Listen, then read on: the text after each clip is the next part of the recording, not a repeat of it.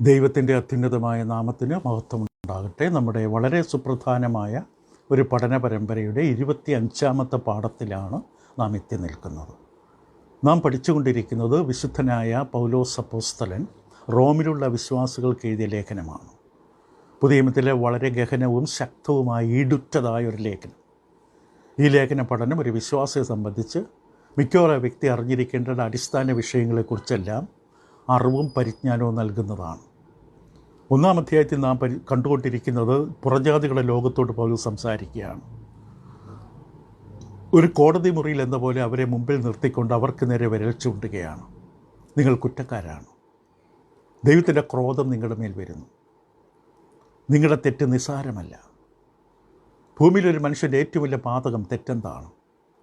ദൈവത്തെക്കുറിച്ചുള്ള അറിവ് അവന് നൽകി കൊടുത്തിട്ടും അതിനെതിരെ തിരിഞ്ഞു നിൽക്കുന്ന അവസ്ഥ. ദൈവത്തിൻ്റെ സത്യവചനം കേൾക്കാൻ അവസരമുണ്ടായിട്ടും ആ അവസരങ്ങൾ ഉപയോഗിക്കാത്തന്നില്ല. ദൈവത്തിൻ്റെ കോപം, ക്രോധം വിളിച്ചു വരുത്തുന്ന സ്വഭാവമാണ്. പുറജാതികൾ ലോകത്തിന് സംഭവിച്ച ഈ അവസ്ഥയാണ്.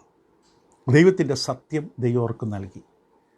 ദൈവത്തിൻ്റെ ലക്ഷണങ്ങൾ, അദൃശ്യ ലക്ഷണങ്ങൾ അവരുടെ മുമ്പിൽ വെളിപ്പെടുത്തി. അവ്യക്തമായിട്ടല്ല, ബുദ്ധിക്ക് തെളിവായി തൻ്റെ നിത്യശക്തിയും ദിവ്യത്വവും.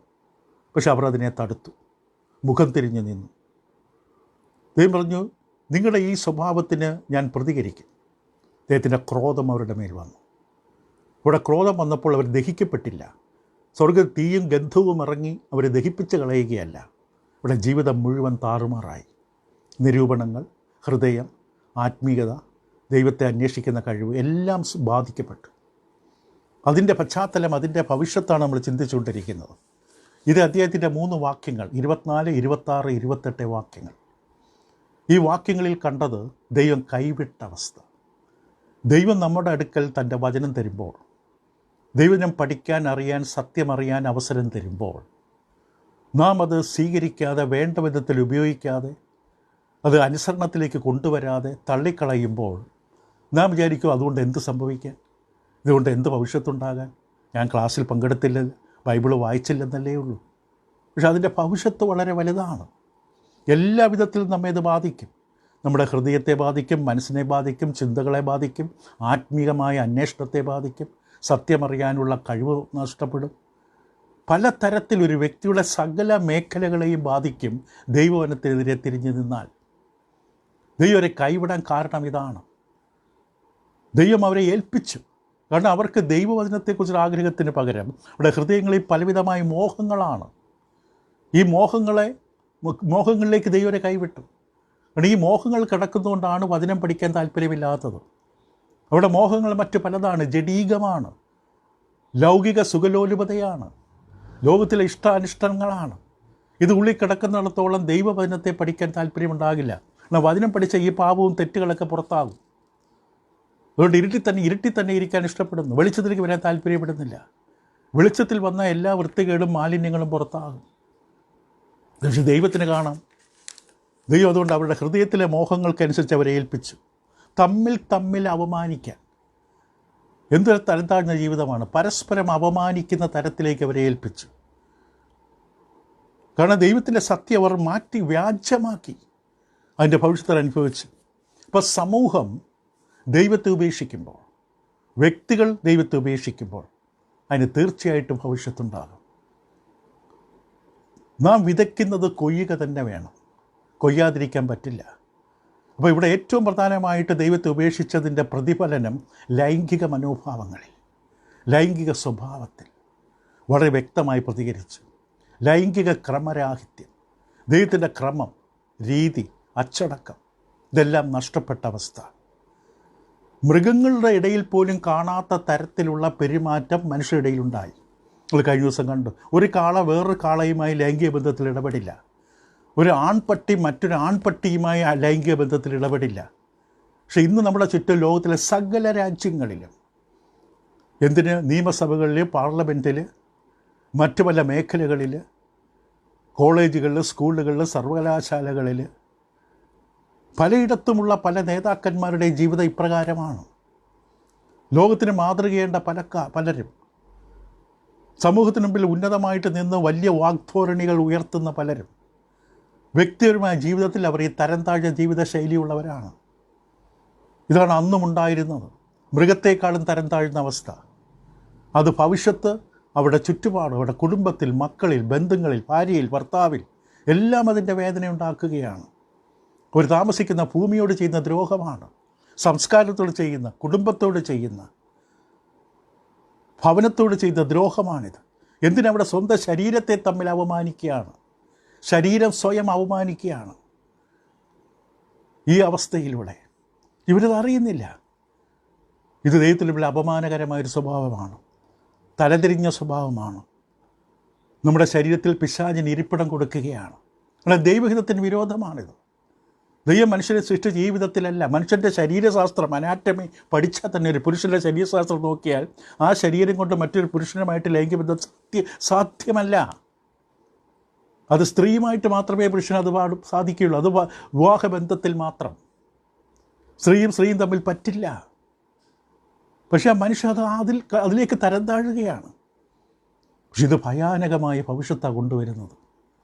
ഈ ജീവിത രീതിയുള്ളവരിലെല്ലാം ഭയാനക ഭവിഷ്യത്തുണ്ടാകും. ദൈവം പറയുന്നു. സമൂഹം അംഗീകരിക്കില്ല, ലോകത്തിലെ ജനങ്ങൾ അംഗീകരിക്കില്ല, ഈ സ്വഭാവത്തിൽ കിടക്കുന്നവർ അംഗീകരിക്കില്ല. പക്ഷെ ദൈവം പറയുന്നു ഇത് വലിയ നാശം കൊണ്ടുവരും. ഇത് ദൈവഹിതത്തിന് വിരോധമാണ്. അതുകൊണ്ട് ഇത് ലജ്ജാകരമാണ്. നിങ്ങളുടെ ലജ്ജാകരമായ അവസ്ഥയാണ്. ഹൃദയത്തിലെ മോഹങ്ങളുടെ പിന്നാലെ പോയതിൻ്റെ ഭവിഷ്യത്താണിത്. ഇത് പ്രകൃതി വിരുദ്ധം, സ്വഭാവ വിരുദ്ധമാണിത്. പ്രകൃതി വിരുദ്ധമാണിത്. മൃഗങ്ങളെക്കാളും തരം താഴ്ന്ന അവസ്ഥയാണ്. നിങ്ങളീ മാറ്റിക്കളഞ്ഞ ഈ കച്ചവടം മോശമായ കച്ചവടമാണ്. നിയന്ത്രണമില്ലാത്ത നിങ്ങളുടെ മോഹങ്ങളുടെ ഭവിഷ്യത്താണിത്. ഇത് അവലക്ഷണമാണ്. നിങ്ങൾ ലജ്ജിക്കണം. നിങ്ങൾ തല ഉയർത്തരുത്. ഒരു സ്വവർഗപ്രേമി, സ്വവർഗരീതിയിൽ പ്രിയപ്പെടുന്ന ഒരു പുരുഷനും സ്ത്രീയും തല ഉയർത്തരുത്. ലജ്ജാകരമാണ്. സമൂഹത്തിന് മുമ്പിൽ നിൽക്കരുത്. സമൂഹത്തോട് സംസാരിക്കാനായിട്ട് ഒരിക്കലും മുമ്പിൽ കയറി വന്ന് നിൽക്കരുത്. ഏത് മേഖലയിലായാലും ഇത് അവലക്ഷണമാണ്. പഴയകാലത്തിൽ അങ്ങനെയുള്ളവരെ പ്രവേശിപ്പിക്കരുത്. ഇത് പാപമാണ്. ഇത് വളരെ വ്യക്തമായിട്ട് ദൈവത്തിൻ്റെ വചനത്തിൽ കൈകാര്യം ചെയ്യുകയാണ്. ബൈബിളിലെ പല അധ്യായങ്ങളും ഈ വിഷയം കൈകാര്യം ചെയ്തതായിട്ട് നമ്മൾ കഴിഞ്ഞുകൊണ്ട് പറയുകയുണ്ടായി. പക്ഷേ റോമലേഖനം ശക്തമായിട്ട് 1-ാം അധ്യായത്തിൽ വിഷയം കൈകാര്യം ചെയ്യുന്നു. ഒരുപക്ഷെ രാഷ്ട്രീയക്കാർ അവരുടെ മറ്റ് നേട്ടങ്ങൾക്ക് വേണ്ടി ഇങ്ങനെയുള്ളവരെ പിന്തുണച്ചെന്ന് വരാം. അവരുടെ കൂട്ടത്തിൽ തന്നെ ഇങ്ങനെയുള്ളവരുണ്ടാകാം. ഇവരുടെ സംഘടനകളെ പിന്തുണയ്ക്കുന്നവരുണ്ടാകാം. ഉദാരമായിട്ടുള്ള പല നാമധേയ മാനുഷിക നിർമ്മിതങ്ങളായ മതപരമായ സംഘടനകൾ ക്രിസ്തീയ മേഖലകളിലും അവിടെ പുരോഹിതന്മാർ സ്വവർഗ അനുരാഗികളാണ്, സ്വവർഗഭോഗികളാണ്. പുരുഷനും തമ്മിലുള്ള സ്വവർഗ അനുരാഗം, സ്വവർഗപ്രേമം, സ്വവർഗരീതി, അതിൽ ആ ജീവിതശൈലിയുള്ളവരാണ് പലരും പുരോഹിതന്മാർ, ബിഷപ്പുമാർ. സമൂഹത്തിൽ വളരെ വ്യക്തമായി ഇന്നത്തെ കാലഘട്ടങ്ങളിൽ വ്യക്തമായി തെളിയിക്കപ്പെട്ടുകൊണ്ടിരിക്കുന്നു. പല മേഖലകളിലും ഉപദേശം, വചനം സംസാരിക്കുന്നവർ ഉൾപ്പെടെ ഈ തരത്തിലുള്ള തരം താഴ്ന്ന ജീവിതത്തിൻ്റെ ഉടമകളാണ്. ദൈവപ്രകാരം ഈ പാപങ്ങൾ നമ്മൾ ചൂണ്ടിക്കാണിച്ചാൽ ഒരു പക്ഷേ വളരെയധികം അപമാനിക്കപ്പെടും. നിങ്ങൾക്ക് സ്നേഹമില്ല, നിങ്ങൾ ഇടുങ്ങിയ ചിന്താഗതിക്കാരാണ്, നിങ്ങളുടെ മനസ്സടച്ചിരിക്കുകയാണ്, ഇത് വലിയ തെറ്റായ കാര്യമൊന്നുമല്ല, അതുപോലെ ജന്മനാ സംഭവിച്ചൊരു പിശകാണ്. ഒരിക്കലുമല്ല. ദൈവം ഒരു പുരുഷനെ സ്ത്രീയെ ഈ വിധത്തിലുള്ള രാഗത്തോടുകൂടി മോഹത്തോട് സൃഷ്ടിച്ചിട്ടില്ല. ഇതവൻ വളർത്തപ്പെട്ടതോ അവൻ ശീലിച്ചെടുത്തതോ ഏതെങ്കിലും തരത്തിലുള്ള അവസ്ഥകളിലൂടെ അവൻ രൂപപ്പെട്ടു വന്നതോ ആണ്. ദൈവം ഈ വിധത്തിൽ ഒരാളെ സൃഷ്ടിക്കില്ല. അപ്പോൾ ഇങ്ങനെയുള്ള ഈ അവസ്ഥകൾക്കെതിരെ നമ്മൾ വിരൽ ചൂണ്ടുമ്പോൾ, സംസാരിക്കുമ്പോൾ നാം ഒരിക്കലും പ്രസിദ്ധരാകണമെന്നില്ല, പലരും അത് അംഗീകരിക്കണമെന്നില്ല. പക്ഷെ ദൈവവചനം പറയുന്ന വിഷയത്തെ ശക്തമായി പറയുക തന്നെ വേണം. സ്വവർഗരതി, സ്വർഗഭോഗം പാപമാണ്, തെറ്റാണ്, ദൈവവിരോധമാണ്. അപ്പോൾ ഇവിടെ ദൈവം കൈവിട്ടു ഏൽപ്പിച്ചു എന്ന് 3 തവണ പറയുമ്പോൾ ഇവിടെ വ്യക്തമായിട്ട് തന്നെ അത് ഏത് തരത്തിലാണ് അവരെ ബാധിച്ചത്. അവിടെ സ്വന്തം ധാർമ്മികമായ തീരുമാനങ്ങൾ, ഇവിടെ ആത്മീകമായ ദിശ, ഇതെല്ലാം ബാധിക്കുകയാണ്. അപ്പോൾ എടുത്ത തീരുമാനമാണ് ധാർമ്മികമായി അധംപതിച്ച ഈ ജീവിത രീതി. ആത്മീകമായിട്ടും ധാർമ്മികമായിട്ടും ആത്മീകമായിട്ടും തരം താഴ്ന്ന ജീവിത രീതി. ഇത് സ്വന്തം തീരുമാനമാണ്. സ്വന്തം തീരുമാനം എടുക്കുന്നതോടുകൂടി അവിടെ അവസാനിക്കില്ല. ഈ തീരുമാനങ്ങൾക്കൊരു ഭവിഷ്യത്തുണ്ട്. എല്ലാ തീരുമാനങ്ങൾക്കും അനന്തരഫലമുണ്ട്. അത് നമ്മൾ അനുഭവിച്ചേ പറ്റൂ. അതിൽ നിന്ന് രക്ഷപ്പെടാൻ പറ്റില്ല. ഇവിടെ വ്യക്തമായിട്ട് 24-25 വാക്യങ്ങൾ വിഗ്രഹാരാധനയെക്കുറിച്ച് വ്യക്തമായി പറഞ്ഞു. ഇതെല്ലാം ആരംഭിച്ച് എവിടെ നിന്നാണ്? ദൈവത്തോടുള്ള ബന്ധം തകർന്നു. ദൈവത്തെ കാണേണ്ടതുപോലെ കണ്ടില്ല, സ്നേഹിക്കേണ്ടത് സ്നേഹിച്ചില്ല, ആരാധിക്കേണ്ടതുപോലെ ആരാധിച്ചില്ല, അന്വേഷിച്ച് തിരിച്ചറിയേണ്ടത് ദൈവത്തെ ഗ്രഹിച്ച് മനസ്സിലാക്കിയില്ല. വിഗ്രഹങ്ങളിലേക്കും കൊത്തുപണികളിലേക്കും ദൈവവചന വിരുദ്ധമായ രീതികളിലേക്കും പോയതിൻ്റെ ഭവിഷ്യത്താണ് ഈ കാണുന്നത്. ദൈവത്തെ അറിയുന്ന ഒരു വ്യക്തി ഇപ്രകാരമുള്ള സ്വഭാവത്തിലേക്ക് പോകില്ല. ദൈവമക്കളുടെ കൂട്ടത്തിൽ ഇങ്ങനെയുള്ള ഒരു സ്വഭാവമുള്ള ഒരാൾ ഉണ്ടാകരുത്. ഉണ്ടാകാം, പക്ഷെ ഉണ്ടാകരുത്. പഴയമത്തിൽ വ്യക്തമായി കൽപ്പിച്ചു. അത് ദൈവം തൻ്റെ ജനത്തിൻ്റെ കൂട്ടത്തിൽ ഇങ്ങനെ ഒരാൾ ഉണ്ടാകരുത്. പുരുഷൻ്റെ വസ്ത്രം സ്ത്രീയും, സ്ത്രീയുടെ വസ്ത്രം പുരുഷനും ധരിക്കരുത്. അങ്ങനെയുള്ളവർ ദൈവത്തിൻ്റെ സന്നിധിയിൽ ഉണ്ടാകരുത്. വിഗ്രഹാരാധനയുടെ അനന്തരഫലമാണ്, ഭവിഷ്യത്താണ്, ദൈവകോപമാണിത്. തെറ്റായ സ്നേഹം. പുരുഷൻ പുരുഷനെ സ്നേഹിക്കുന്നു, സ്ത്രീ സ്ത്രീയെ സ്നേഹിക്കുന്നു. തൻ്റെ ഭാര്യയോ തൻ്റെ ഭർത്താവിനെയോ ഇവർ സ്നേഹിക്കുന്നില്ല, മക്കളെ സ്നേഹിക്കുന്നില്ല. ദൈവത്തിൻ്റെ സത്യം അവർ വ്യാജമാക്കി കളഞ്ഞു. ദൈവത്തിൻ്റെ സത്യത്തെ വ്യാജമാക്കി മാറ്റിക്കളഞ്ഞു. പൗലോസ് അപ്പോസ്തലൻ തന്നെ കൊരിന്ത്യർ ലേഖനത്തിൻ്റെ 1 കൊരിന്ത്യർ 8-4 വാക്യത്തിൽ പൗലോസ് അപ്പോസ്തലൻ ഇപ്രകാരം പറയുകയുണ്ടായി: വിഗ്രഹാർപ്പണങ്ങളെ തിന്നുന്നതിനെക്കുറിച്ചോ ലോകത്തിൽ വിഗ്രഹമേതുമില്ല, വിഗ്രഹമെന്നുള്ളതില്ല, ഏകസത്യ ദൈവം, ആത്മാവായ ഏകസത്യ ദൈവം. വിഗ്രഹങ്ങൾ, ബിംബങ്ങൾ, പ്രതിമകൾ, കൊത്തുപണികൾ അത് മനുഷ്യ സൃഷ്ടി, അത് ദൈവങ്ങളല്ല. വചനം സത്യമായി പറയുന്നു, വ്യക്തമായി പറയുന്നു. വിഗ്രഹങ്ങൾ ഏതുമില്ല. ഏക ദൈവമല്ലാതെ ദൈവമില്ല എന്ന് നാം അറിയുന്നു. വിഗ്രഹങ്ങൾ കള്ളത്തരമാണ്, വ്യാജമാണ്. സത്യത്തെ തള്ളിക്കളഞ്ഞ് വ്യാജത്തിന് പിന്നാലെ പോകുമ്പോൾ, അതാണ് ഇവിടെ പൗലോസ് അപ്പോസ്തലൻ പറയുന്നത്. സൃഷ്ടാവെന്ന സത്യം, സൃഷ്ടാവിൻ്റെ വചനമെന്ന സത്യം, ആ വെളിപാട് തള്ളിക്കളഞ്ഞ് മനുഷ്യനിർമ്മിതങ്ങളായ അനുമാനങ്ങളും ഊഹങ്ങളും ചിന്താഗതികളും തത്വചിന്തകളുടെ പിന്നാലെ പോകുമ്പോൾ അവൻ തരം താഴും, അവൻ്റെ ജീവിത രീതി തരം താഴും. യാക്കോബിൻ്റെ ലേഖനം 1 ലേഖനത്തിൻ്റെ 15-16 വാക്യങ്ങളിൽ യാക്കോബിൻ്റെ ഭാഷ നമുക്ക് കേൾക്കാം. യാക്കോബ് 1:15-16 മോഹം ഗർഭം ധരിച്ച് പാപത്തെ പ്രസവിക്കുന്നു, പാപം മുഴുത്തിട്ട് മരണത്തെ പിറന്നു.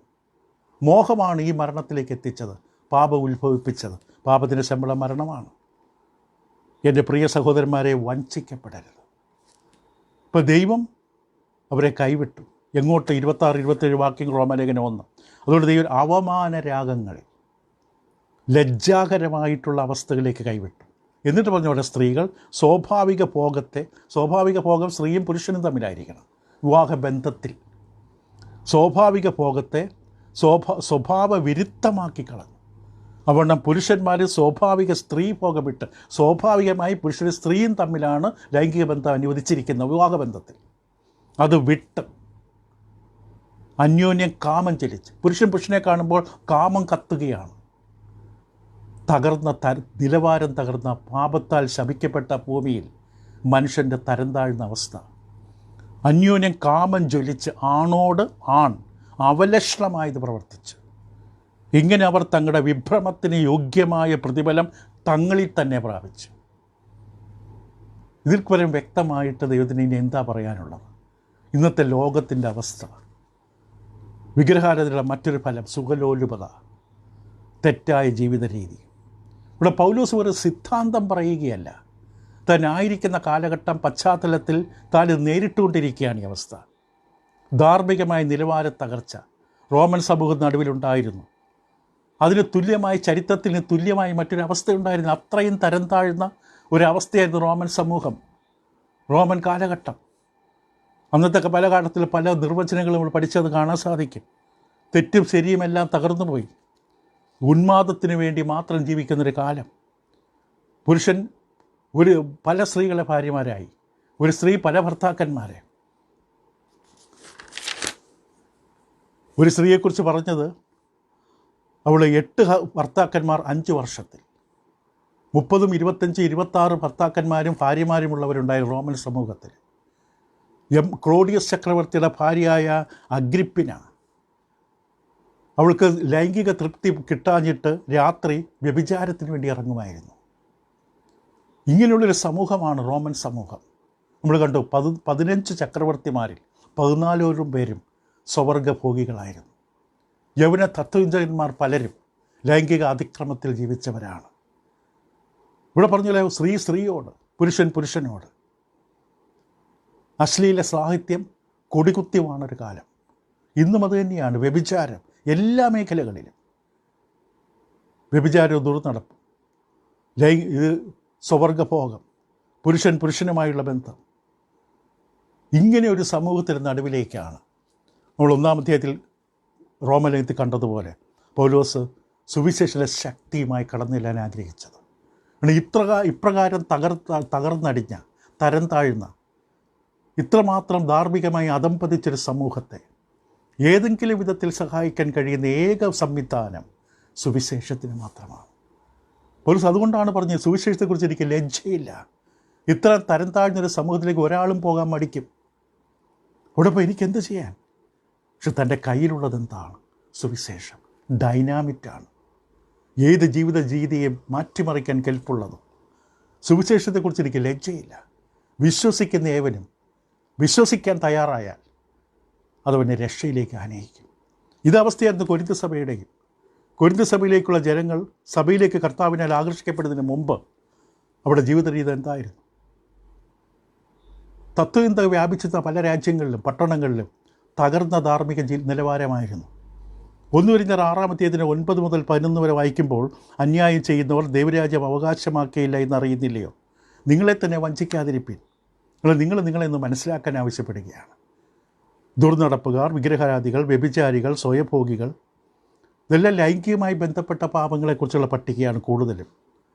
വ്യഭിചാരികൾ, സ്വയഭോഗികൾ, പുരുഷകാമികൾ, കള്ളന്മാർ, അത്യാഗ്രഹികൾ, മദ്യപന്മാർ, വാവിഷ്ടക്കാരക്കാർ, പിടിച്ചുപറിക്കാർ എന്നിവർ ദൈവരാജ്യം അവകാശമാക്കുകയില്ല.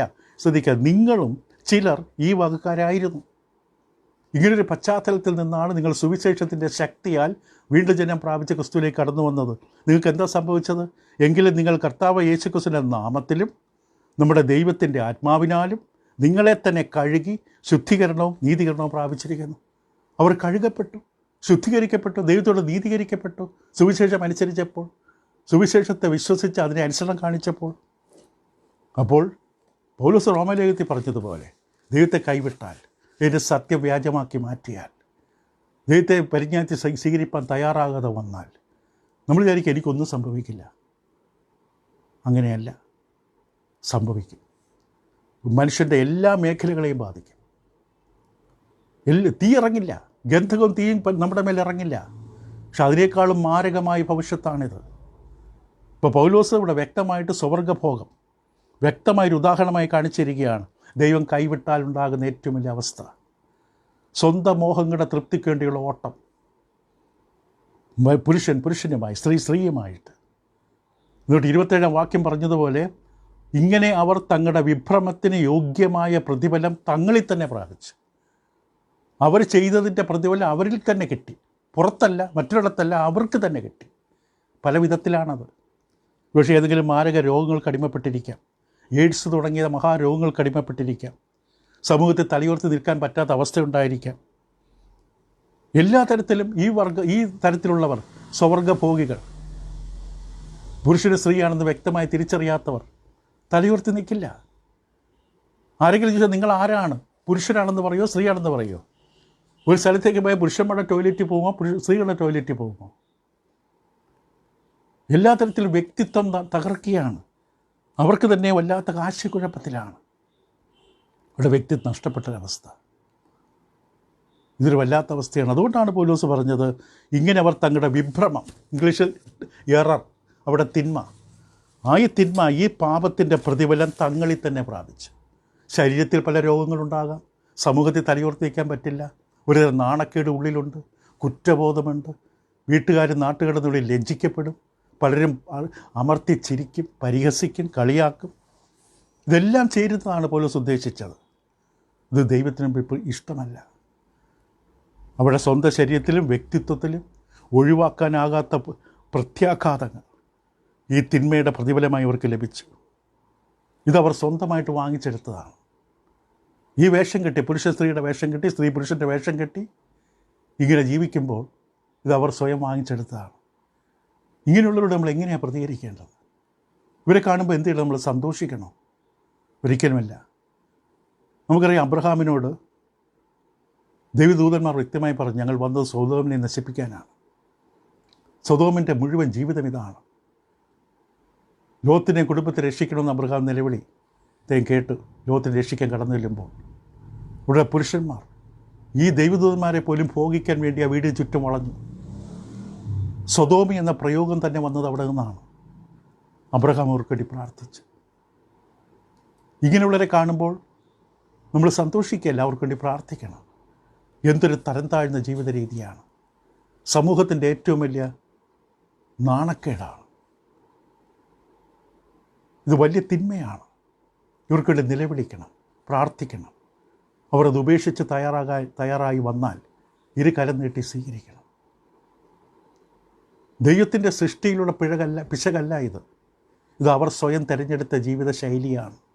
സമൂഹം പിന്തുണയ്ക്കുന്നുണ്ട്, രാഷ്ട്രീയക്കാർ പിന്തുണയ്ക്കുന്നുണ്ട്, തത്വചിന്തകന്മാർ പിന്തുണയ്ക്കുന്നുണ്ട്, ലോകത്തിലെ പലരും പിന്തുണയ്ക്കുന്നുണ്ട്. പക്ഷേ ദൈവം പിന്തുണയ്ക്കില്ല.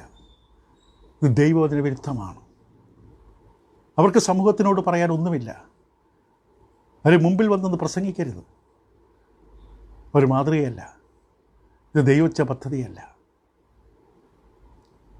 അവർ പ്രാർത്ഥിക്കുക, ആ ഒരു അവസ്ഥയിൽ നിന്ന് രക്ഷപ്പെടാനുള്ള ദൈവത്തോട് നിലവിളിക്കുക.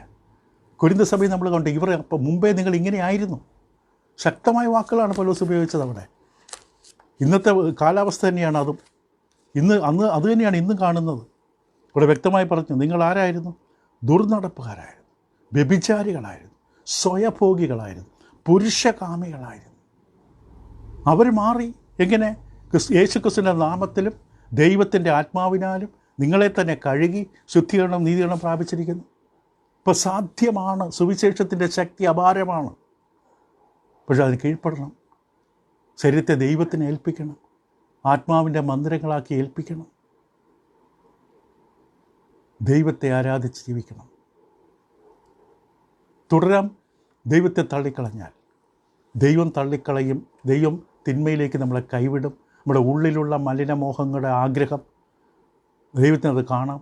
നമ്മൾ അതിലേക്ക് കൈവിടും. പിന്നെയുള്ള ഭവിഷ്യത്തുകൾ ചിന്തിക്കുന്നതിനേക്കാളും വലുതാണ്. ഇവിടെ ദൈവത്തിൻ്റെ സത്യം നമ്മുടെ മുമ്പിൽ വരുമ്പോൾ, നമുക്കത് കേൾക്കാൻ അവസരം കിട്ടുമ്പോൾ, ഇതിൽ ഏറ്റവും വലിയ കൃപയാണിത്. ദൈവത്തിൻ്റെ സത്യം. ദുരുപദേശത്തെക്കുറിച്ചല്ല നമ്മൾ പറയുന്നത്, സത്യത്തെക്കുറിച്ച്. ദൈവജനമാകുന്ന സത്യം കേൾക്കാൻ അവസരം കിട്ടുമ്പോൾ അത് മാറ്റിവെച്ചാൽ, ഇന്ന് നമ്മൾ അവൻ്റെ ശബ്ദം കേൾക്കുമ്പോൾ ആ ശബ്ദത്തോട് ചെവി കൊടുക്കാതെ അനുസരിക്കാൻ തയ്യാറാകാതെ മാറ്റിവെച്ചാൽ അത് താനെ പക്ഷി കൊത്തിക്കൊണ്ടുപോകും. അതവിടെ കിടക്കില്ല. വിത്ത് നഷ്ടപ്പെടും. വിത്തില്ലെങ്കിൽ ഒരു പരിവർത്തനം ഉണ്ടാകില്ല, രൂപാന്തരം ഉണ്ടാകില്ല. നമ്മൾ കേൾക്കുന്ന, വായിക്കുന്ന, ധ്യാനിക്കുന്ന വചനം നമ്മിൽ നിലനിൽക്കട്ടെ. അത് നമ്മുടെ ജീവിതത്തെ അനുഗ്രഹിക്കും. നിങ്ങളെ സഹായിക്കട്ടെ. തുടരാം. ഈ റോമലേഖനത്തിൻ്റെ ഗഹനമായ ഈ സത്യങ്ങൾ നിമിത്തം വളരെ സാവധാനത്തിൽ മാത്രമേ യാത്ര ചെയ്യാൻ പറ്റുകയുള്ളൂ. പക്ഷെ ഓരോ യാത്രയിലെയും ഓരോ ദിവസവും നിങ്ങൾക്ക് അനുഗ്രഹമാകട്ടെ. നിങ്ങളെ സഹായിക്കും.